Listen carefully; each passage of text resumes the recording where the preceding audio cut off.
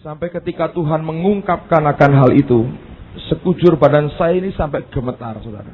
Karena nyaris ada satu perkara yang saya buat yang akan mengakibatkan akan kerusakan pada jemaat Tuhan di tempat ini. Saudara, jangan anggap itu perzinahan atau dosa apa. Saya memang tidak bisa ceritakan di tempat ini, saudara. Tapi saya ingat peristiwanya mirip, walaupun tidak sama persis. Tapi spirit yang datang dan mencoba untuk memanipulasi itu mirip sama. Kalau Anda pernah dengar cerita Pak Yusak Cipto ketika dia berdoa dan muncul di hadapannya Tuhan Yesus, dan ternyata itu adalah iblis, saudara. Pada waktu itu ada beberapa pertanyaan diajukan dan nyaris terjadi kesalahan. Dan hal yang sama yang kami alami dalam beberapa hari yang terakhir ini persis sama. Saya bahkan berkata kepada Saudari Ribkah tadi sore, bahkan kita menganggap hal itu sebagai hikmat Salomo, saudara. Tapi ternyata itu hikmat berasal dari setan sendiri. Ketika Tuhan buka mata rohani saya untuk melihat apa akibatnya kalau hal itu dikerjakan, saudara, sekujur tubuh saya gemetar. Saya berkata, Tuhan, Engkau proteksi kami luar biasa. Saya mau katakan buat saudara, seluruh orang yang hadir di gereja ini, yang paling membutuhkan bantuan doa, dan yang harus paling sering didoakan, itu bukan saudara, tapi saya. Anda berkata, ya enggak toh Pak, persoalan saya kan yang paling besar. Semua orang di mana-mana berkata persoalannya paling besar. Dan Bapak kan pendeta, sudah diberkati Tuhan, hidupnya ya sudah kelihatannya enak, saudara. Dan memang enak, terus saudaraku, saya menikmati betul bersama dengan Tuhan. Tanya istri saya kalau tidak percaya. Tetapi saya berkata kepada saudara, pribadi di tempat ini, yang paling membutuhkan dukungan doa yang harus terus didoakan itu saya sendiri. Saya sadar itu. Saudara nggak percaya, Anda berkata, loh Pak, mana bisa? Bapak kan yang harus mendoakan kami. Saya berkata, oh ya, jangan khawatir dengan itu. Tapi saya mau beri contoh begini. Kalau Anda naik pesawat terbang, please, tolong jangan gitu. Kalau saudara naik pesawat terbang, saudara sebelum pesawat Anda take off, saudara akan diajar oleh pramugari bagaimana membuat cara penyelamatan darurat. Saudara pernah naik pesawat terbang akan tahu. Pertama-tama saudara akan diajar bagaimana memakai baju pelampung. Dan setelah itu pramugari akan berkata, nanti kalau sampai terjadi ada perubahan ketinggian yang membawa akan oksigen dalam ruangan kabin pesawat tiba-tiba berkurang, maka di atas atap daripada pesawat itu akan keluar dengan sendirinya masker oksigen. Saudara harus memakai pada hidung dan mulut saudara, lalu kencangkan pitanya, talinya di belakang. Kalau Anda naik pesawat terbang, selalu itu merupakan aturan yang tidak boleh dilanggar. Penerbangan harus mengajarkan bagaimana caranya memakai masker oksigen kalau sampai pesawat itu kehabisan akan oksigen kabinnya. Nah, sekarang saya mau tanya kepada kaum ibu di sini. Kalau ada seorang ibu membawa seorang anak kecil umur 4-5 tahun yang untuk meraih akan masker oksigen saja dari tempat duduknya tidak bisa nyampe. Kalau sampai terjadi hal darurat seperti itu, yang harus ditolong dulu adalah ibunya atau anaknya, saudara. Saya mau tanya, coba yang ngaku ibu rumah tangga, angkat tangan tinggi-tinggi. Yang gak ngaku yang anaknya anakmu, ya jangan angkat tangan. Kalau ngaku punya anak, coba angkat tangan, saya pengen lihat tangan saudara. Malu ya punya anak saudara? Coba angkat tangan tinggi-tinggi. Oke, sekarang saya mau tanya. Kalau sampai terjadi keadaan darurat seperti itu, yang ditolong, yang Anda mau tolong itu dirimu sendiri atau anakmu? Saya mau tanya. Hah, kaum ibu? Yang Anda mau tolong itu dirimu sendiri atau anakmu yang engkau tolong? Anak. Betul? Anak? Ibu-ibu? Anak ya? Anak. Betul, anak saya Semi. Kasih ibu kepada beta, katanya. Tiap hari nyanyi itu, saudara. Tadi malam saya berkata, "Nyo, papa capek mau tidur. Sekali aja, Pak. Udah kalau itu." Terus nyanyi, kasih ibu kepada beta. Hanya memberi, katanya. Tak harap kembali, gitu. Anak saya nyanyi keras sekali. Kasih ibu, betul. Seorang ibu berkata, ya anak tolong dulu. Masa ibunya egois? Tapi peraturannya, saudara, ibunya harus menolong dirinya dulu, baru kemudian anaknya. Aneh tuh. Kenapa kok bisa begitu? Sebab kalau ibunya sudah tertolong, ibu ini bisa menolong akan anaknya. Kalau anaknya tertolong, dan mungkin baru setengah tertolong, ibunya belum tertolong, lalu ibunya juga pingsan, dua-duanya mati. Jadi aturannya, kalau Anda mau naik pesawat terbang, saya ajari saudara. Kalau ada keadaan seperti itu, yang ditolong siapa? Ibunya dulu. Yang bisa nolong itu malah yang didahulukan. Jadi sama kan saudara? Yang paling membutuhkan doa itu saya sendiri, saudara. Karena seringkali dihadapkan kepada hal-hal yang begitu tipis perbedaannya antara kebenaran dan sebetulnya kejahatan di hadapan Tuhan. Dan kalau sampai keputusan diambil salah, dan biasanya last menit terakhir harus memutuskan, saudara, itu membutuhkan akan anugerah Allah yang besar.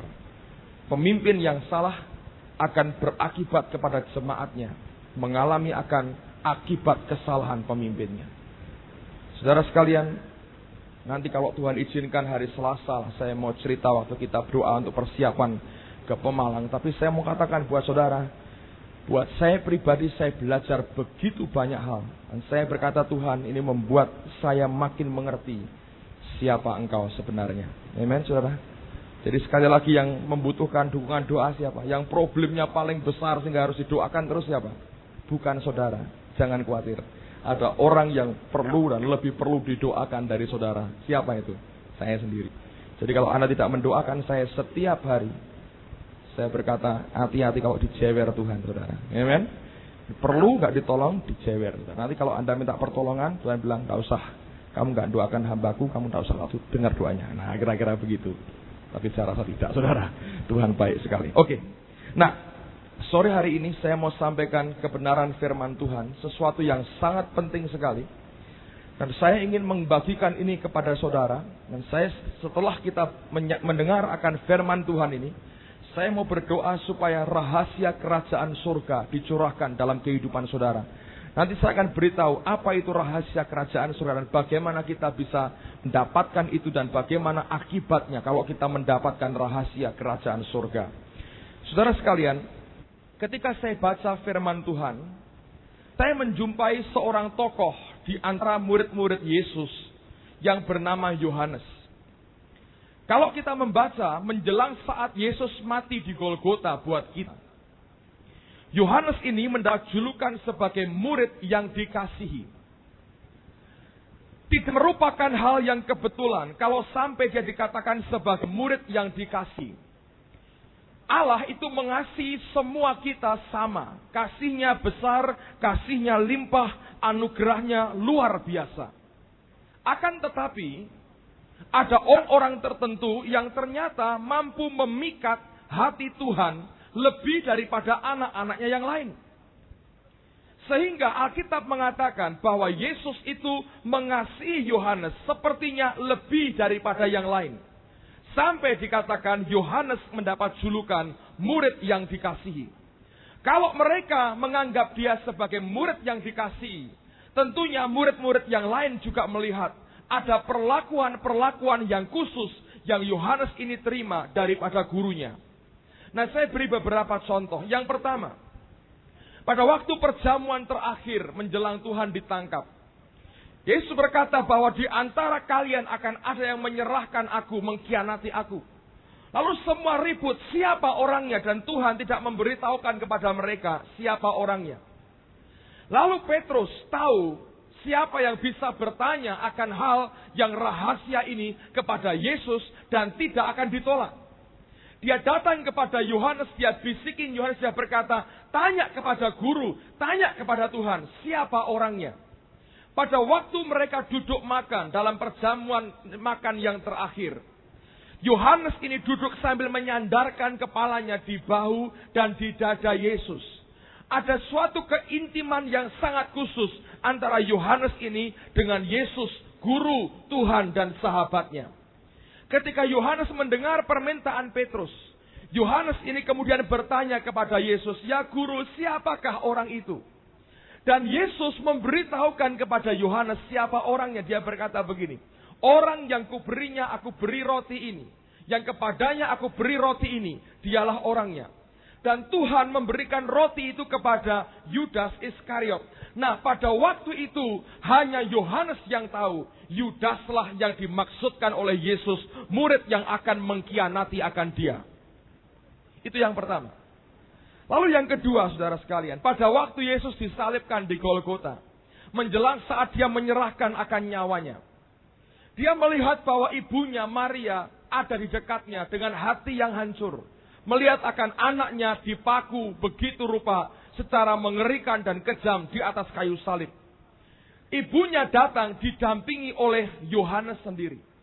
Dan Yesus tahu tidak selama-lamanya dia bisa mendampingi ibunya. Waktunya buat dia segera tiba. Dia harus kembali kepada Bapa yang di surga. Tapi sebagai seorang anak dalam kaitan sebagai manusia, dia peduli dengan ibunya. Dan dia titipkan ibu ini kepada siapa? Kepada Yohanes. Murid yang sangat dia kasih. Dia berkata, ibu, inilah anakmu. Dan dia berkata kepada Yohanes, inilah ibumu. Dia titipkan ibu yang sangat dia kasih kepada murid yang juga sangat dikasihinya. Saudara, itu merupakan keistimewaan yang diterima oleh Yohanes. Lalu ketika Tuhan sudah bangkit dari antara orang mati, sampai Petrus mendapat mandat menggembalakan domba-domba daripada Tuhan sendiri, Petrus melihat Yohanes ini mengikuti mereka dari belakang. Nah, saking pengen taunya apa yang akan dialami oleh Yohanes. Kenapa? Karena Petrus tahu murid ini paling dikasihi Tuhan. Dia bertanya, Tuhan, bagaimana dengan Yohanes? Dan Tuhan berkata, kalau aku mau, sebelum aku datang dia tidak akan mati. Akan terjadi demikian. Tapi sebetulnya Tuhan tidak berkata, Yohanes tidak akan mati. Lalu kemudian dia berkata, tetapi kamu jangan urusan orang lain. Kamu ikut aku, kamu urus dirimu sendiri. Kamu ikut aku pokoknya. Ini urusanku. Sampai temannya mempertanyakan nasibnya. Kenapa? Karena orang ini punya tempat yang khusus pada hati Yesus. Dan yang luar biasa, saudara, kalau Anda membaca kitab Wahyu, kitab itu juga diterima oleh orang yang bernama Yohanes. Pada masa tuanya, di pulau Patmos yang terpencil, dia berjumpa lagi dengan sahabatnya di dalam kemuliaan. Dan Yesus, Alfa dan Omega ini, memberikan pewahyuan yang begitu luar biasa. Ketika dia sampaikan apa yang akan terjadi pada akhir zaman. Saudara sekalian, semua ini membuktikan orang yang punya tempat yang khusus dalam hati Yesus, orang itu akan mendapatkan banyak hal yang pribadi dan yang spesial dari gurunya. Nah, itulah juga yang dikejar oleh Paulus. Dia berkata, aku menganggap semuanya ini sampah supaya aku mendapatkan Kristus, supaya aku bisa memenangkan Kristus. Apa artinya? Dia rasul. Dia berkata, aku ingin memenangkan Kristus. Artinya, aku ingin merebut hatinya. Aku ingin mendapat tempat yang khusus pada hati Tuhanku. Saudara sekalian, saya mau katakan jangan puas dengan kasih rata-rata yang semua kita terima. Allah ingin sebetulnya membawa kita pada tempat yang khusus di dalam hatinya. Kalau kita bisa mendapatkan tempat yang khusus pada hati Tuhan, saudara dan saya akan terima anugerah Allah yang luar biasa di dalam hidupmu. Nah, bagaimana caranya menjadi murid yang dikasihi? Dengarkan baik-baik. Yohanes ini bukan pribadi yang spesial. Saya akan buktikan kepada Anda, Yohanes ini pribadi yang penuh dengan kedagingan. Coba buka yang pertama, Markus pasal yang ke-10. Markus pasal yang ke-10. Apakah ada yang kehilangan Alkitab? Silakan. Markus pasal yang ke-10. Lihat ayat yang ke-35 sampai dengan ayat yang ke-41. Markus 10 ayat yang ke-35 sampai dengan ayat yang ke-41.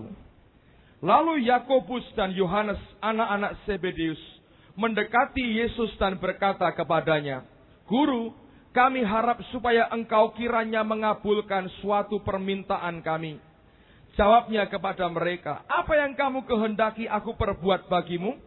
Lalu kata mereka, "Perkenankanlah kami duduk dalam kemuliaan-Mu kelak, yang seorang di sebelah kananmu dan yang seorang lagi di sebelah kirimu." Tetapi kata Yesus kepada mereka, "Kamu tidak tahu apa yang kamu minta. Dapatkah kamu minum cawan yang harus kuminum dan dibaptis dengan baptisan yang harus kuterima?" Jawab mereka, "Kami dapat." Yesus berkata kepada mereka, "Memang kamu akan meminum cawan yang harus kuminum dan akan dibaptis dengan baptisan yang harus kuterima. Tetapi hal duduk di sebelah kananku atau di sebelah kiriku, aku tidak berhak memberikannya. Itu akan diberikan kepada orang-orang bagi siapa itu telah disediakan." Mendengar itu ke-10 murid yang lain menjadi marah kepada Yakobus dan Yohanes. Lihat saudara, permintaannya simple, tetapi itu membuktikan akan ambisi yang besar. Dia berkata, "Izinkanlah kami kelak duduk di sebelah kanan dan kirimu." Ada ambisi manusia yang begitu besar yang tanpa segan mereka sampaikan kepada Yesus. Bukti yang kedua, lihat Injil Lukas pasal yang ke-9. Lukas pasal yang ke-9. Lihat ayat 46 dulu, saudara. Lukas 9 ayat 46. Maka timbullah pertengkaran di antara murid-murid Yesus tentang siapakah yang terbesar di antara mereka. Mereka bertengkar untuk memperdebatkan siapa yang terbesar. Masing-masing merasa dirinya yang paling besar. Jadi mereka berdebat siapa terbesar di antara kita. Lihat pada ayat 49. Nah, ini tentang Yohanes. Yohanes berkata, "Guru, kami lihat seseorang mengusir setan demi namamu, lalu kami cegah orang itu karena ia bukan pengikut kita." Perhatikan, kalau katakan dia bukan pengikutmu masih mending. Dia bukan pengikut kita. Dia bukan anggota grup kita. Maka kami cegah dia. Eksklusif. Mau dia ambil sendiri semuanya. Ini tipe orang yang egois dan kedagingan. Dengar perkataan Tuhan. Yesus berkata kepadanya, "Jangan kamu cegah. Sebab barang siapa tidak melawan kamu, ia ada di pihak kamu." Sudah ribut siapa yang terbesar. Ribut ada orang ngusir setan pakai nama Yesus, bukan kelompoknya. Ditegur lagi. 51. Lihat lagi kekonyolannya, saudara. Ketika hampir genap waktunya, Yesus diangkat ke surga. Ia mengarahkan pandangannya untuk pergi ke Yerusalem. Dan ia mengirim beberapa utusan mendahului dia.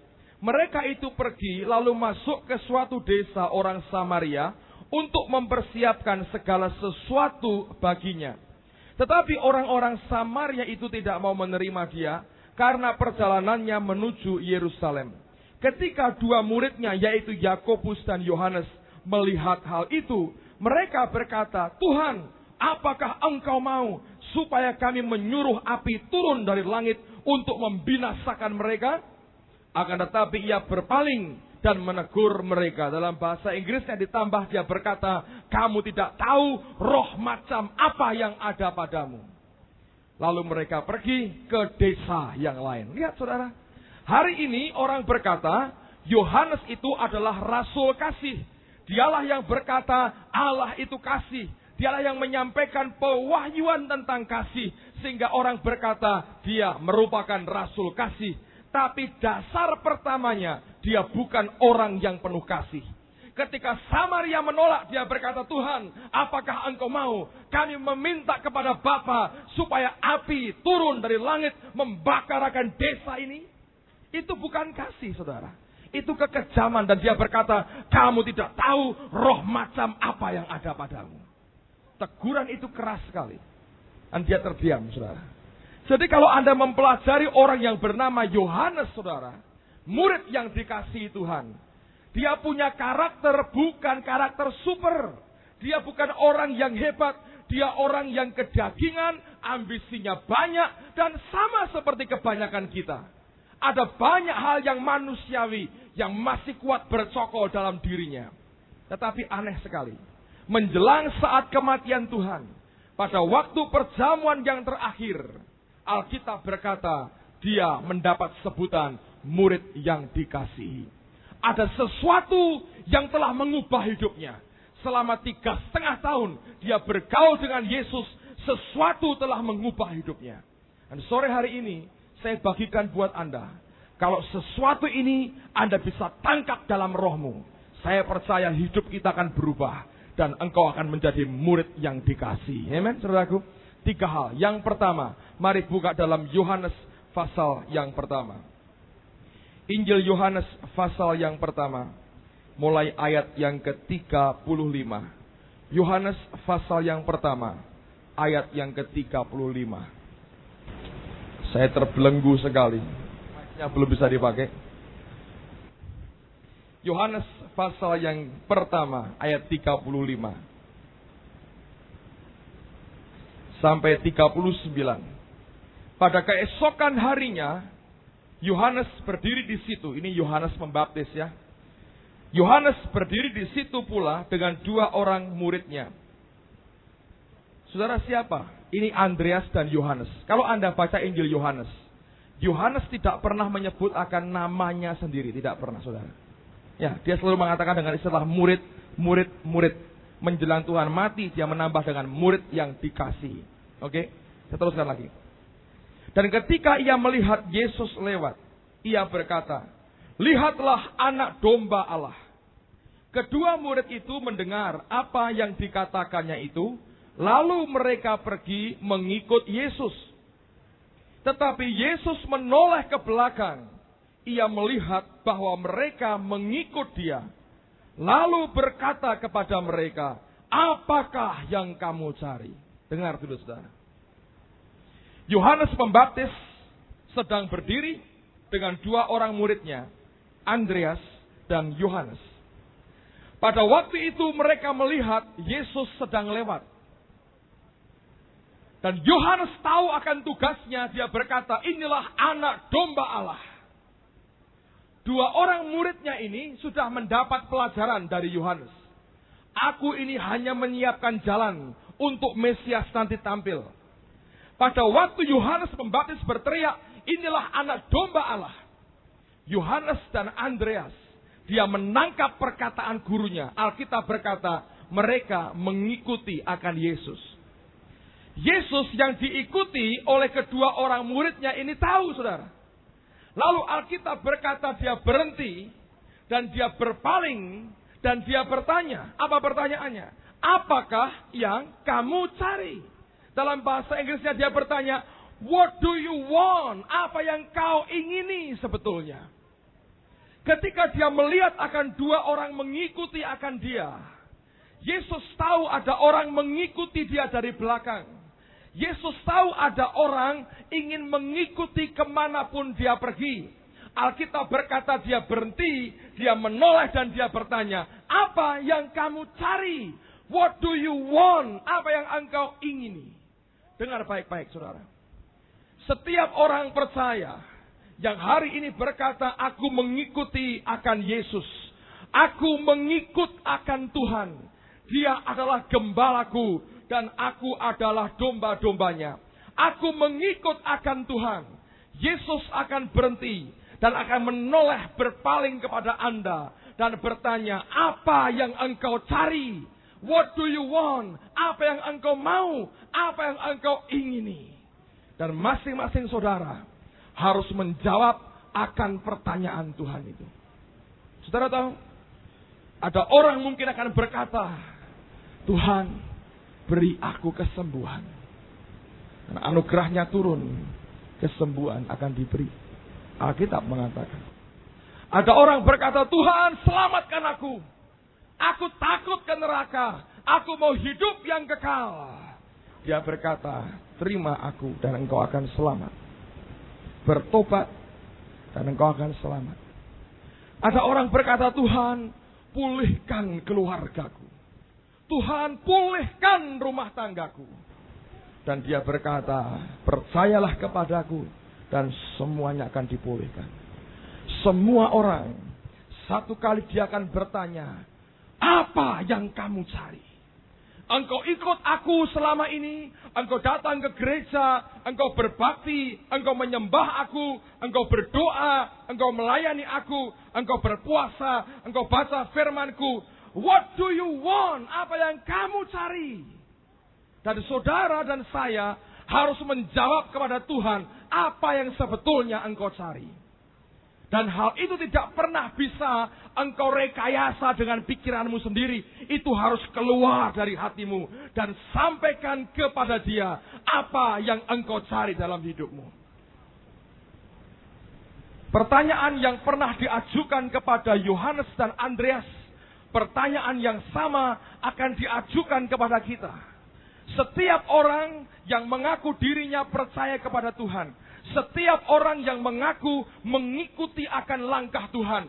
Dia satu kali akan berhenti. Dia menoleh dan dia tanya, apa yang kamu cari? Dan mungkin malam hari ini, dia juga bertanya akan hal yang sama. Apa yang kamu cari, saudara? Jangan khawatir. Allah akan menjawab setiap kerinduan hatimu. Karena dia merciful, dia penuh dengan anugerah dan belas kasihan. Tetapi untuk menjadi murid yang dikasihi, engkau tidak pernah bisa menjawab dengan jawaban yang lain. Kecuali jawaban yang diberikan oleh Yohanes dan Andreas. Baca apa yang menjadi jawaban mereka. Kata mereka kepadanya, Rabi, artinya guru, di manakah engkau tinggal? Ia berkata kepada mereka, marilah dan kamu akan melihatnya. Mereka pun datang dan melihat di mana ia tinggal. Dan hari itu mereka tinggal bersama-sama dengan dia. Ketika Tuhan bertanya, what do you want? Apa yang kamu cari?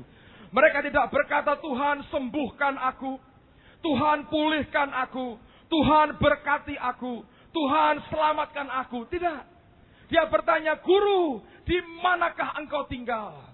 Ada cerita dari batin yang paling dalam. Dia bertanya, aku mau tinggal di tempat engkau tinggal ya Tuhan. Dan Tuhan berkata, mari dan lihatlah. Dan Alkitab berkata mereka melihat akan tempatnya. Dan hari itu mereka tinggal bersama dengan Yesus. Dengar baik-baik saudara. Roh Kudus berkata kepada saya, sebagian besar orang Kristen hari ini datang mengikut Tuhan dan percaya kepada Dia bukan karena cinta kepada Yesus, tetapi kita cinta diri kita sendiri. Ada orang percaya kepada Yesus berkata, karena aku tidak mau ke neraka, aku takut ke neraka, maka aku percaya kepadamu. Itu kenapa? Engkau mencintai dan mau menyelamatkan dirimu sendiri. Ada orang berkata, aku mau ikut Tuhan supaya ekonomiku pulih. Dan doanya setiap hari adalah berkati ekonomiku, berkati ekonomiku. Dan dia berkata, engkau ikut aku bukan karena cinta kepadaku, tapi engkau cinta dirimu sendiri. Ada orang datang kepada Tuhan berkata, Tuhan selamatkan keluargaku, pulihkan keluargaku, berantakan rumah tanggaku. Dia berkata itu juga karena engkau cinta dirimu sendiri dan bukan karena engkau cinta kepadaku. Tapi setiap orang yang datang kepada Tuhan, dia tidak pernah menolak, saudara.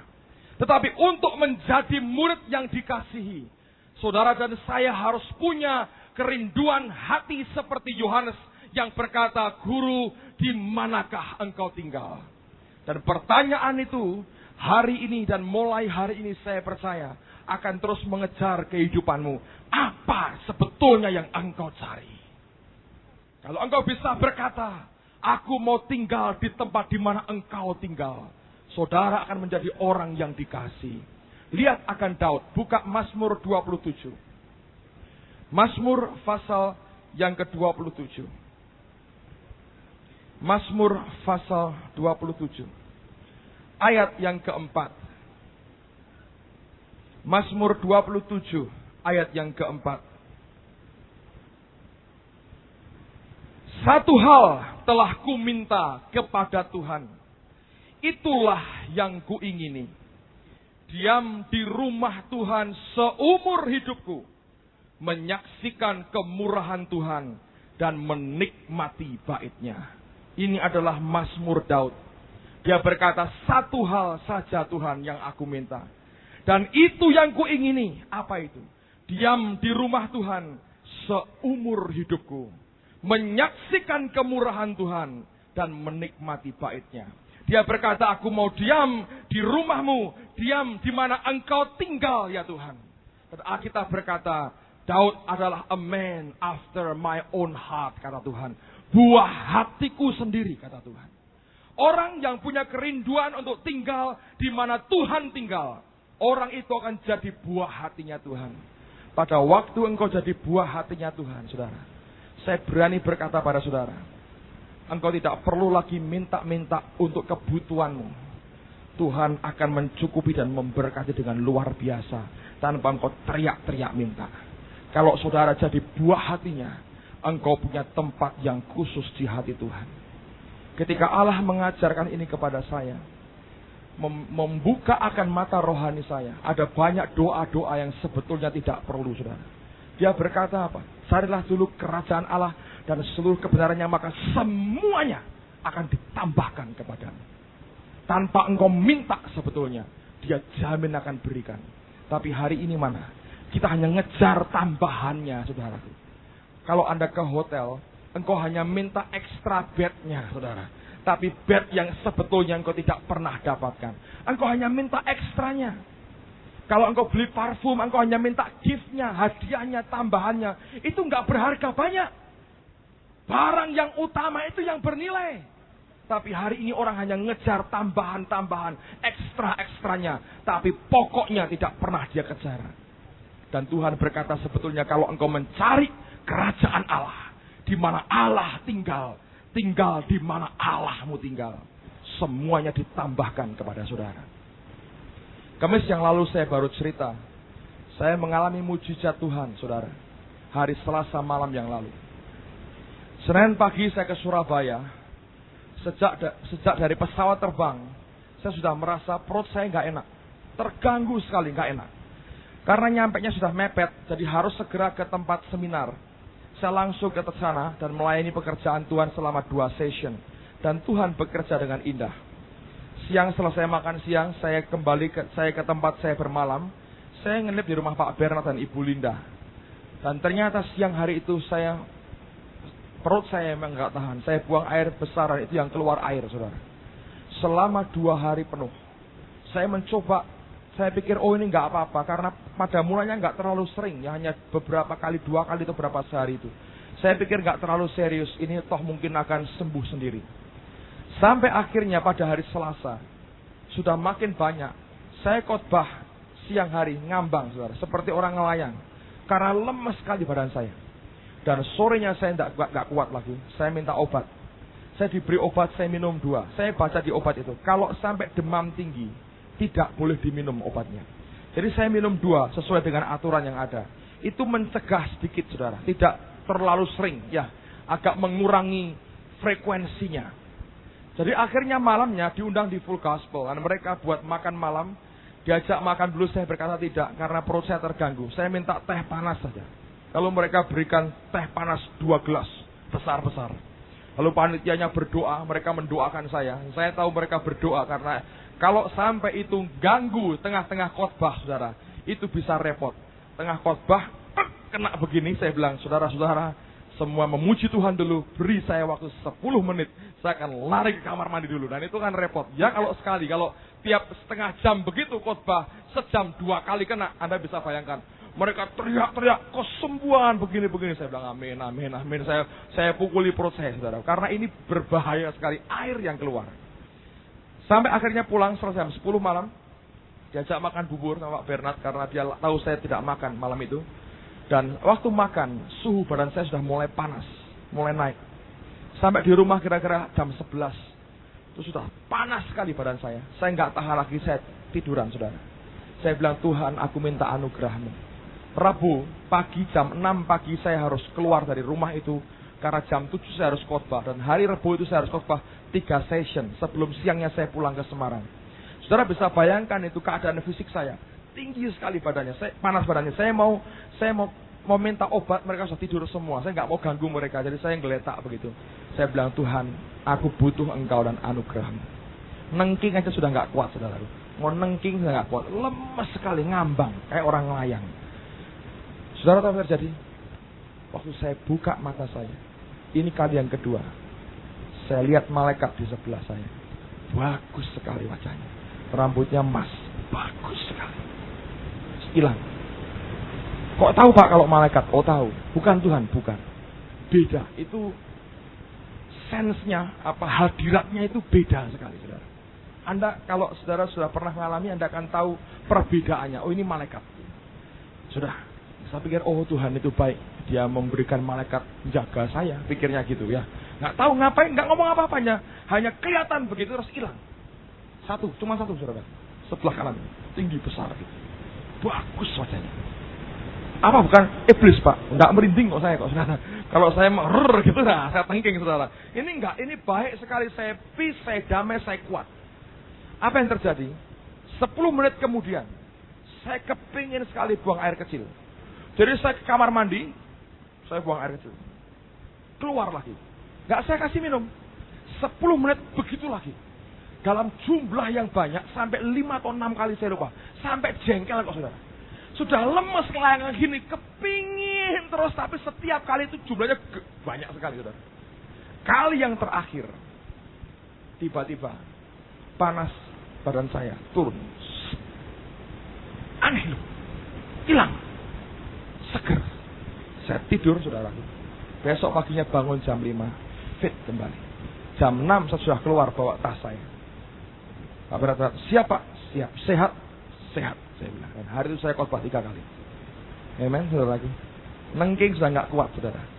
Dia kirim malaikat bagian obat-obatan, kira-kira begitu. Saya pikir saya minum obat apa? Bisa begitu. Ya kalau saya minum terus begitu ya bisa. Tiap 10 menit bisa. Gak minum apa-apa. Sampai jengkel, saudara. Ini maunya apa? Tapi saya ingat istri saya ini kan pakarnya kalau begitu-begitu. Oh kalau panas begini itu tandanya ini gitu caranya. Jadi saya ingat, oh ini mungkin mau turun panas dulu panas. Dan betul. Kali yang terakhir turun, saudara. Dan sehat sampai hari ini. Apa yang kamu cari sebetulnya? Engkau cari begitu? Jangan, saudara. Engkau harus berkata, Tuhan, di manakah engkau tinggal? Kalau saudara bisa tinggal di mana dia tinggal, semuanya akan ditambahkan dalam hidupmu. Amen, saudaraku. Yang kedua, dengar saya baik-baik. Dengar, saudara. Yohanes ini dikasih Tuhan kenapa? Roh Kudus berkata begini kepada saya. Karena yang dia tangkap itu spiritnya. Bukan permukaannya. Tapi dalam daripada Yesus. Dalamnya Tuhan, Allah sendiri. Saya bilang, Tuhan, apa artinya itu? Terus dia buka mata rohani saya. Dengar, saudara.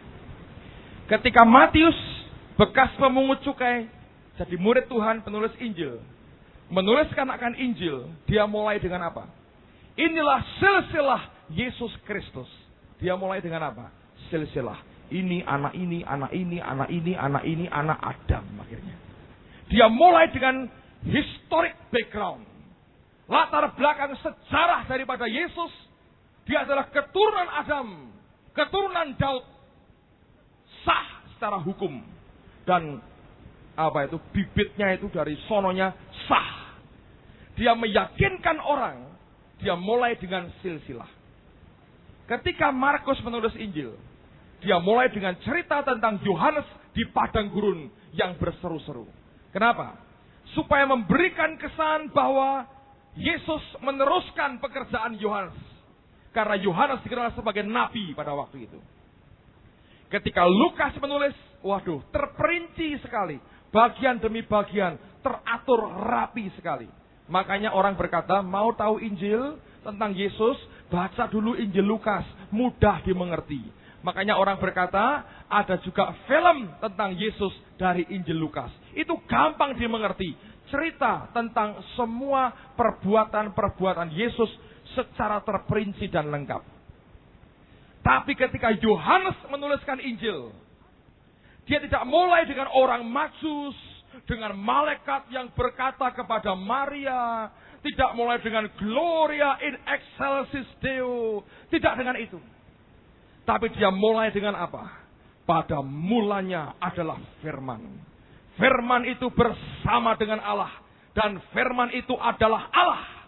Firman itu menjadi manusia, dan namanya adalah Yesus. Dia mulai dengan firman. Nah, untuk membuktikan itu gampang. Kalau Anda punya Alkitab bahasa Inggris, edisi merah, red edition. Di rumah ada? Ada ya? Boleh lihat, boleh pinjam nanti ya. Beli lebih baik kalau lihat bayar 10%. Kira-kira gitu ya Bu Foni. Kalau Anda punya Alkitab yang bahasa Inggris yang edisi merah, itu artinya semua perkataannya Yesus itu dicetak dengan tinta merah. Di Perjanjian Baru, semua perkataan Yesus dicetak dengan tinta merah. Itu Alkitab yang edisi merah, red edition. Kalau Anda buka Injil Yohanes, setiap lembarnya itu merah, merah, merah, merah, merah. Isinya apa? Sebagian besar perkataan-perkataan Yesus yang dia ucapkan. Yang dia tangkap itu adalah firman. Intisari dalam pengajarannya. Tidak terlalu peduli dengan apa yang Tuhan perbuat. Kesembuhannya begini-begini. Dia tahu itu hanya akibat daripada kuasa firman yang sebenarnya. Makanya dia mulai dengan apa? Pada mulanya adalah firman. Dan Tuhan langsung ngerti. Oh, orang ini nangkap betul apa yang sebetulnya aku maksudkan. Yang lain hanya lihat dari luarnya. Orang ini mampu melihat akan kedalamannya. Buka Ulangan pasal 33 ayat yang ketiga. Ulangan 33 ayat yang ketiga. Kitab Ulangan pasal 33 ayat yang ketiga. Perhatikan baik-baik. Sungguh ia mengasihi umatnya, semua orangnya yang kudus. Di dalam tangan mulah mereka. Perhatikan ini. Pada kaki mulah mereka duduk. Dalam terjemahan lain, mereka mengikuti akan jejakmu. Atau pada kaki mulah mereka duduk, menangkap sesuatu dari firman-Mu. Ada banyak orang yang duduk dan tidak menangkap apa-apa dari firman. Ini loh namanya rahasia kerajaan surga. Waktu engkau duduk di kakinya, Alkitab berkata engkau menangkap sesuatu dari firman-Nya. Dan itu makanan buat rohmu. Saudara, pada waktu saya mulai masuk dalam pelayanan, kami belum menikah. Istri saya berdoa puasa, dan ketika dia puasa, Tuhan berkata kepada dia, untuk saya. Dia memberikan janji dalam Injil Matius, dikatakan, kepadamu akan kuberikan rahasia kerajaan surga. Saya terima dengan iman, dan sejak hari itu, setiap kali saya membaca firman, atau saya merenung sendirian, seringkali Allah mengajar, Allah mengajar, Allah mengajar. Saudara, saya mau beritahu ya, kalau Anda jadi hamba Tuhan, pendeta seperti saya sekarang ini, tidak mudah sebetulnya untuk memberi makan kepada jemaat setiap seminggu sekali saja. Itu bukan hal yang gampang. Ada banyak orang yang mencoba mendapatkan akan firman yang dia bagikan tiap minggu. Dengan membaca buku, untuk disampaikan kepada jemaat. Saya tidak anti baca buku, saya suka baca buku. Itu untuk makanan rohani saya. Tetapi untuk memberikan makan kepada jemaat, saya harus sembahyang minta kepada Allah menyingkapkan rahasia kerajaannya. Karena kalau itu diberikan langsung oleh Tuhan kepada jemaatnya, itu yang mengubah kehidupan kita. Dan Allah akan sanggup mengubah hidup setiap kita di tempat ini, saudara. Pada waktu itu saya berkata, Tuhan, amin. Saya mau tangkap apa yang Engkau mau berikan. Sejak hari itu, setiap kali pengurapan dan pewahyuan Tuhan itu mengalir begitu deras. Cepat sekali. Bahkan banyak hal yang tersembunyi, yang Allah ungkapkan dengan begitu gamblang. Saya mau katakan itulah rahasia kerajaan surga. Orang yang duduk di dekat dengan dia. Orang yang mengikuti akan langkah kaki Tuhannya. Yang mau tinggal di mana Allah tinggal. Yang berkata, aku mau tinggal di dalam bait-Mu seumur hidupku. Alkitab berkata, orang itu akan menangkap sesuatu dari firman-Ku. Alkitab mengatakan Yohanes mengalami yang sama. Karena dia rindu dekat dengan Tuhannya, duduk di kakinya, dan dia mau tinggal bersama dengan Tuhan, di mana Allah tinggal. Dia mampu menangkap sesuatu dari firman Tuhan.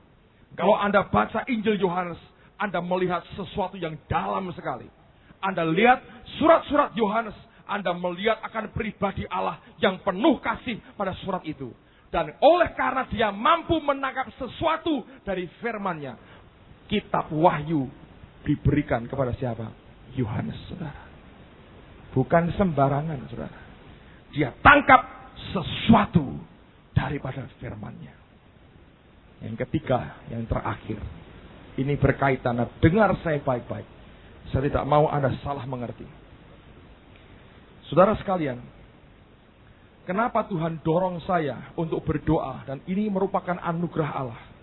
Malam ini memberikan seperti yang saya buat tadi pagi. Berdoa supaya rahasia kerajaan surga, anugerah pewahyuan itu turun kepada saudara.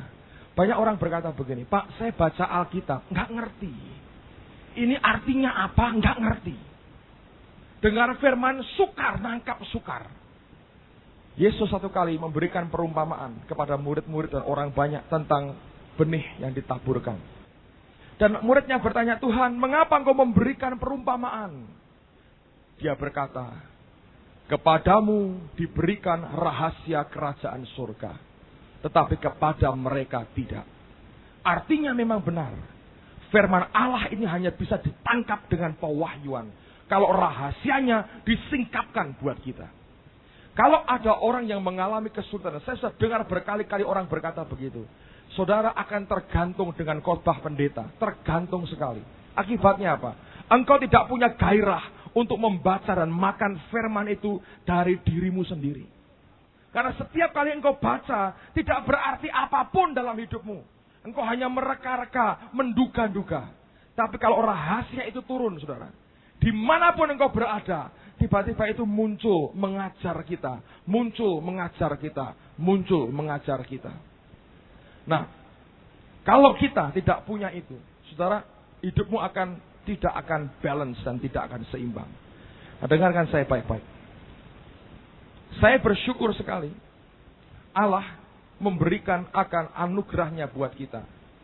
Sehingga kita punya banyak orang yang punya gift, karunia dalam hidup mereka. Saya senang dengan banyak saudara yang mampu mendengar suara Tuhan. Dan mulai merasakan akan hati Tuhan dan pikiran Tuhan. Tetapi dengar baik-baik. Dengarkan baik-baik, saudara. Saya harap Anda mengerti. Alkitab berkata, karunia nabi takluk pada nabi itu sendiri. Aneh kan, saudara? Gift, karunia nabi takluk kepada nabi-nabinya. Yang punya, yang ditinggali karunia itu. Makanya Paulus mengatakan nubuatannya harus diatur begini. Kok bisa diatur nubuat itu? Bisa. Karena karunia nabi tunduk, takluk istilahnya pada nabi-nabi. Roh Kudus mengajar begini, saudara. Dengar baik-baik. Pada waktu kita bertobat, roh kita diperbaharui, terima Roh Kudus, Roh Allah di dalam kita menguatkan roh kita. Tetapi karakter pribadimu sebagai manusia belum total berubah. Saudara masih punya karakter dasarmu manusia lama. Yang Paulus berkata perlu proses untuk terus diubah dan disalibkan setiap hari. Nah, padahal manusia karakter kita itu adalah pakaian daripada roh kita. Ambil contoh begini. Saya beri contoh, saudara. Saudara tahu akan gelas ini ya. Di dalamnya ada air. Kalau saya bertanya, gambarkan bentuk air di dalam gelas ini. saudara akan menggambar apa? Ya bentuk gelas ini, saudara. Roh itu seperti air di dalamnya. Lalu karakter kita adalah gelasnya. Akibatnya apa? Kondisi roh kita akan tampil keluar seperti apa? Tergantung cetakannya. Itu yang perlu kita perhatikan sungguh-sungguh. Makanya Paulus berkata, nubuat kita tidak sempurna. Kenapa, saudara? Loh, nubuat kok nggak sempurna? Tidak sempurna. Karena kita ini keluar seperti apa? Tergantung cetakannya, karakter kita. Ngerti, saudara ya? Nah, perhatikan aja. Orang yang punya karakter lembut, kalau dia menyampaikan firman Tuhan atau pesan Tuhan, dia akan menyampaikan dengan karakternya. Sesekali mungkin akan keras, sesekali. Tapi kebanyakan dia sampaikan dengan lembut. Orang yang bawaannya halus, dia akan menyampaikannya dengan halus. Aldi contohnya. Ini kan halus, saudara. Ya, pernah dengar dia marah-marah? Anak buahnya mungkin di gereja sama sekali nggak pernah. Anti marah, halus. Kalau dia terima pesan Tuhan, dia sampaikan, pernah marah-marah? No. Mungkin pesannya keras berupa teguran. Mungkin ada unsur ancamannya sedikit. Tapi toh disampaikan dengan halus. Karena cetakan karakternya halus, saudara. Anda ketemu hamba Tuhan siapa misalnya? Kalau Anda lihat karakternya keras, kalau ngomong itu mesti cetakan kerasnya keluar. Nggak pernah dengan, aduh ini ada pesan Tuhan. Nggak pernah, saudara. Ini pesan Tuhan. Gitu. Medeni orang pokoknya. Itu karakternya, cetakannya begitu. Karunia Nabi takluk kepada nabi-nabi. Itu yang harus kita mengerti. Oke? Rahasia kerajaan surga. Ketika firman ini diungkapkan buat kita, itu pedang bermata dua. Ke dalam firman itu memberi makan roh kita. Membentuk akan roh kita menjadi seperti Yesus. Ke dalam bekerjanya begitu. Di luar, nah lihat akan Nabi Yeremia berkata apa. Ayat yang terakhir. Yeremia 23. Yeremia 23. Ayat 25. Mulai. Yeremia 23. Mulai 25. Aku telah mendengar apa yang dikatakan oleh para nabi yang bernubuat palsu demi namaku. Dengan mengatakan aku telah bermimpi, aku telah bermimpi. Sampai bila mana hal itu ada dalam hati para nabi yang bernubuat palsu. Dan yang menubuatkan tipu rekaan hatinya sendiri. Yang merancang membuat umatku melupakan namaku dengan mimpi-mimpinya. Dan mereka menceritakan kepada seorang sama seperti nenek moyang mereka melupakan namaku oleh karena Baal. Perhatikan 28. Nabi yang beroleh mimpi, biarlah menceritakan mimpinya itu. Dan nabi yang beroleh firmanku, biarlah menceritakan firmanku itu dengan benar. Apakah sangkut paut jerami dengan gandum? Demikianlah firman Tuhan. Bukankah firmanku seperti api? Demikianlah firman Tuhan. Dan seperti palu yang menghancurkan bukit batu. Firman Tuhan bermata dua. Ke dalam dia akan membentuk roh kita sesuai dengan Alkitab. Makin Anda ngerti firman akan memberi makan rohmu, akan makin tumbuh kuat sekali. Tapi sekaligus mengikis akan cetakan pribadi karakter kita di luar, saudara. Nanti kelak akan sama seperti Yesus. Itulah sebabnya penting untuk ngerti rahasia kerajaan surga. Supaya kita bisa berjalan tepat seperti yang Tuhan inginkan. Saya ketemu dengan seorang hamba Tuhan. Nah, saya berkata begini terus terang. Saya tidak mau berjalan pengalaman dulu. Terlalu jauh. Baru nanti Allah meneguhkan dengan firman-Nya. Saya berkata saya mau sebisa-bisanya imbang. Kalau Allah mau mengerjakan sesuatu yang baru. Dia mulai dulu memang. Tapi segera saya berdoa Tuhan. bukakan rahasia firman-Mu, supaya aku tahu ini benar daripadamu. Itu imbal baliknya mengkoreksi hidup kita akan luar biasa, saudara. Dan pada waktunya ketika Allah memakai saudara, engkau akan keluar dengan keberanian yang luar biasa. Satu tandanya, saudara, kalau itu murni dari Tuhan, apa? Perkataan yang keluar dari mulutmu tidak akan terbantahkan lagi. Lihat akan Yesus, lihat Yohanes, lihat Stefanus, lihat Paulus, lihat Petrus, saudara. Setiap kali mereka bicara di depan sidang agama atau di depan siapapun, perkataan yang keluar dari rahasia firman yang diungkap itu tidak pernah terbantahkan. Orang boleh berontak, orang boleh tidak mau terima.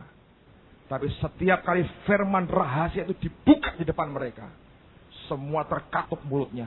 Dan tidak satu orang pun bisa membantah kebenarannya.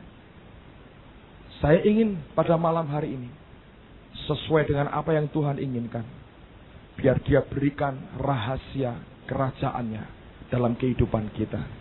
Amen, saudaraku. Mari kita berdiri bersama-sama. Mari katakan, bagaikan bencana